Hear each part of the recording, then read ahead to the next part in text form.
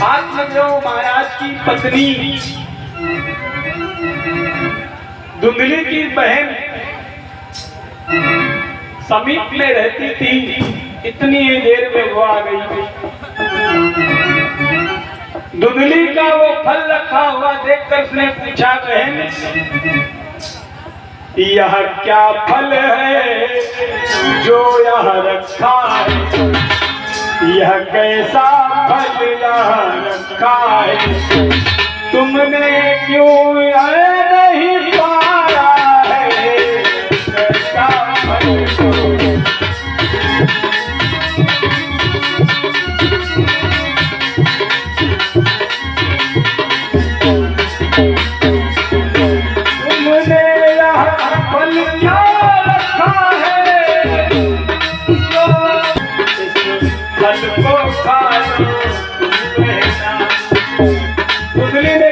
फल क्या करेंगे खा करके?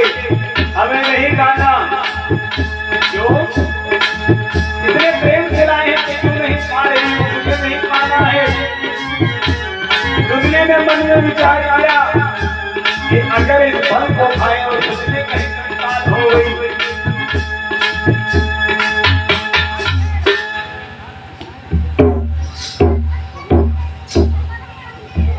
विद्या प्रकाश मौर्य भैया जी से 201 मुद्राओं का दान निर्माण से बिहारी कल्याण करें। भैया धुंधली ने कि बच्चे को जन्म दो, फिर उसका लालन पालन करो, ये भगवान कौन करे? इससे अच्छा है कोई दूसरा उपाय। उपाय क्या है? धुंधली की बहन गर्भवती थी। जैसे ही ये बात धुंधली ने बताई कि तुम्हारे जीजा ये फल लाए हैं और कहा इसको पालो, तुम्हें संतान हो जाएगी। वो संपत्ति की भूखी थी। उसने कहा रे फल खाने से संतान होती है, तुमको झूठ बता दिया। फल खाने से संतान नहीं होती। उसने भी कहा कौन लालन पालन के झंझट में पड़े, इससे अच्छा है कि तुम गर्भवती हो। उसने कहा मैं गर्भवती हूँ, जो मेरी संतान हो उसे तुम ले लेना, मैं पाल कर तुम्हें दे दूँ। तो इस फल का क्या किया जाए? उस फल को उठा कर नारी ने, उस फल को उठा कर धुंधली गौ माता को है खिला दिया। उस फल को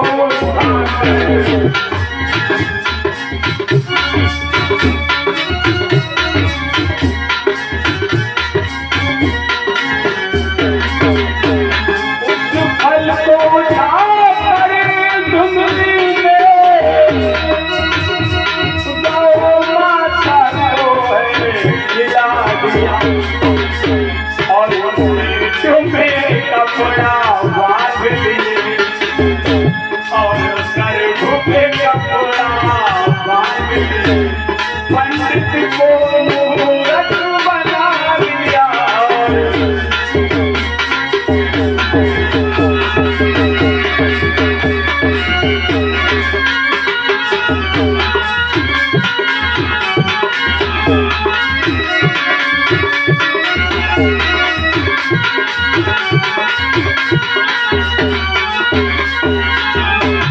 नाटक करने लगी कि मैं गर्भवती हो गई। कुछ समय व्यतीत हो जाने के बाद गौ माता को फल खिलाया। गौ माता गर्भवती हो गई क्योंकि वो शंख का प्रसाद है। और मेरे भाई जितना समय गर्भ से शिशु को जन्म देने में माताएं बहनों को लगता है उतना ही गाँव को लगता है। गौ माता सगर्भा है। उधर धुंधली ने अपने पेट के ऊपर गर्भाशय स्थान पर कपड़ा लपेट लिया। आत्मदेव महाराज को मूर्ख बनाने के लिए कि मैं गर्भवती, और समय आने पर कह दूंगी कि बच्चा हो गया। अंदर कौन जाने, बहन तो होगी, अपना बच्चा दे देगी, वो दिखा देंगी संपत्ति उनकी बहन। कितना बड़ा रहा आत्मदेव को नहीं। इधर होता क्या है? जो कर्ण जी का जन्म होता है गौ के ही गर्भ से, गौ के ही गर्भ से जन्मा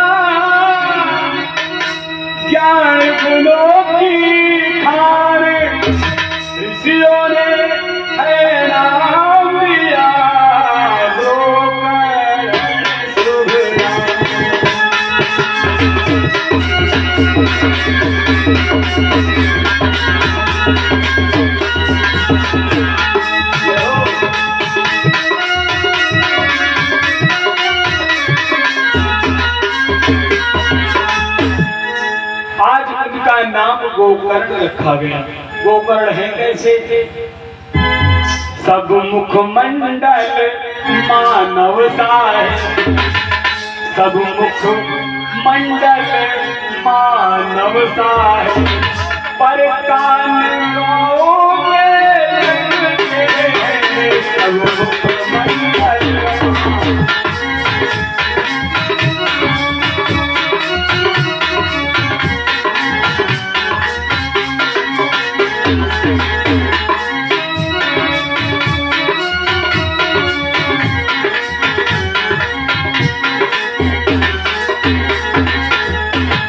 मुखमंडल मनुष्य के जैसा है, लेकिन कान थोड़े बड़े हैं गौ की आकार।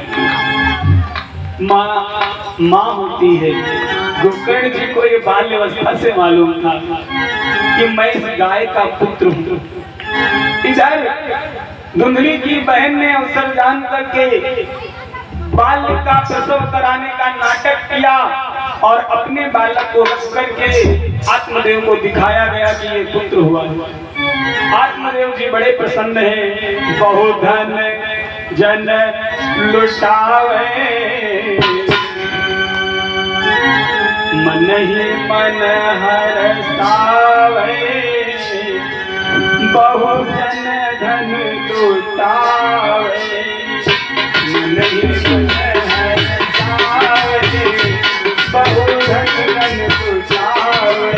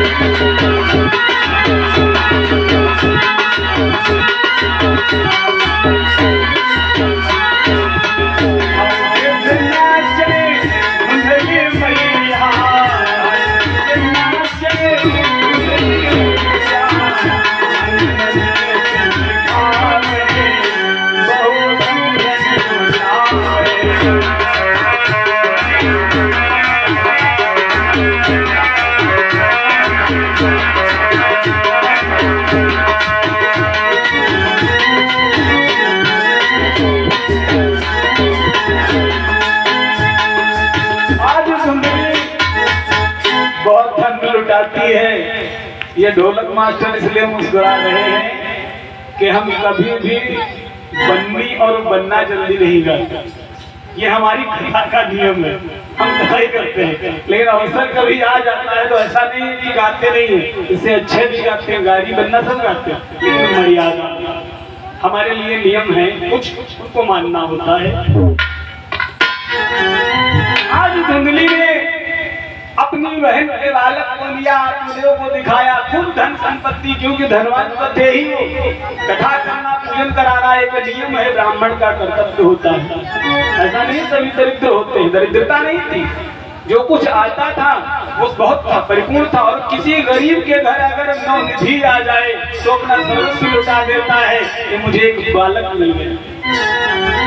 अब प्रश्न यहाँ खड़ा हुआ, धुंधली क्या कहती है कि मैं अपने सुत का नाम रखूं, अपने ही नाम से मिला हुआ, मैं अपने सुत का नाम रखो, अपने नाम से मिला हुआ।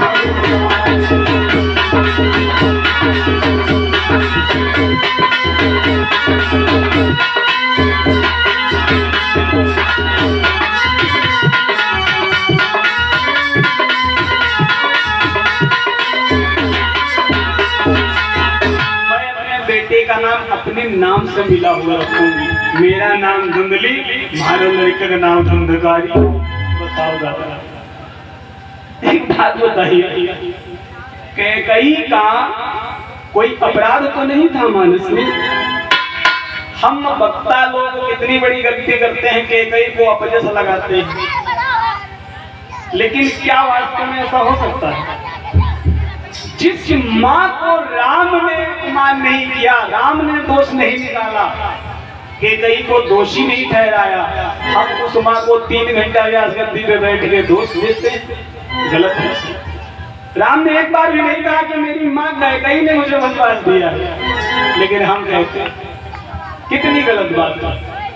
तो समझने की यहाँ बात ये आ गई कि आप धुंधली की अपनी संतान तो है नहीं, लेकिन आज धुंधली ने कहा मेरा नाम धुंधली, तो लड़के का नाम धुंधकारी। आज कोई किसी भी राज्य में चले जाओ, 10 कैकई ढूंढ के ले आओ, कोई अपनी बेटी का नाम कैकई नहीं रखता, क्योंकि राम से जिस समय में ये वरदान मांगा था, राम ने जिस समय वरदान मांगा था भैया कैकई से कि माँ मैं राज्य नहीं करूंगा, मुझे राज्य नहीं चाहिए, जब पिताजी राज्य तिलक की तैयारी करें तो तुम मेरे लिए वन मांगना, मैं वनवास जाऊंगा। लेकिन माँ यदि तुमने ऐसा किया तो कोई भी अपनी बेटी का नाम कैकई नहीं रखेगा। और आज वो प्रमाण है मेरे भाई, आप 5 गांव 10 गांव घुमाओ और सर्वेक्षण करवा लो, जनगणना करवा लो, आप जनगणना का रजिस्टर देख लो, किसी के घर में भी किसी भी जाति में आपको कैकई नाम की लड़की और बालिका स्त्री नहीं मिली। कितना बड़ा। आज धुंधली कहती है मेरे बेटे का नाम धुंधकारी, गोकर्ण जिद्धा कहार कर आखिर में बोले देवी तुम जीती हम हारी, तारो लड़को नाम धुंध,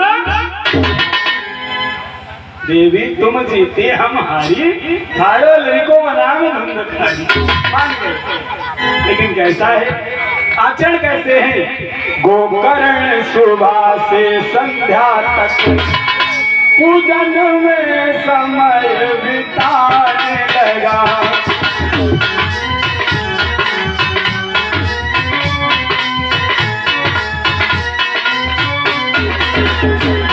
गोकर्ण सुबह से संध्या तक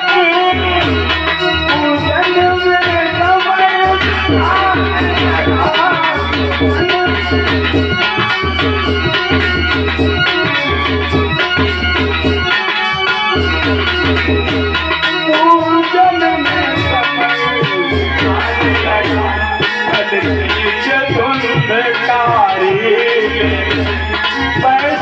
लगा।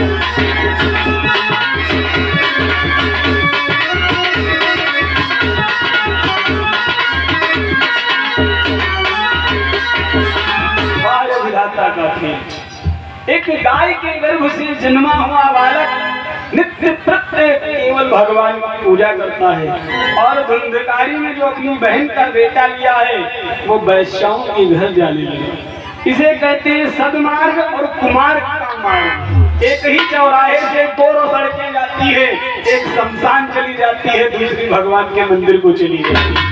इसे कहते हैं इतना खल है वो कि वैश्याओं के घर जाता है, गोकर्ण जहाँ पर जाता है।